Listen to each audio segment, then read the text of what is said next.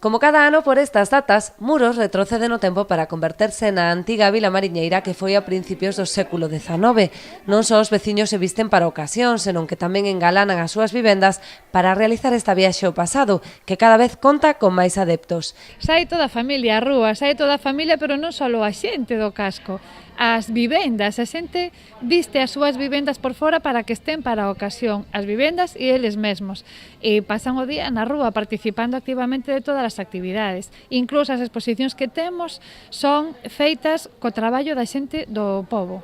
Ademais dos numerosos postos de artesanía instalados ao longo do casco histórico, desenvolvéronse durante toda a fin de semana moitas actividades, obradoiros, exposicións, concertos ou visitas guiadas para coñecer os oficios tradicionais. E hai visitas guiadas por mariscadoras, é dicir, para a xente que veña de fora, pois coller berberechos ou ameixas, ou dicir, ver o que é o rastro, non? É dicir, pois que lle explique a mariscadora de a pé, a de todos os días, a que vai a luchar por a súa vida, non?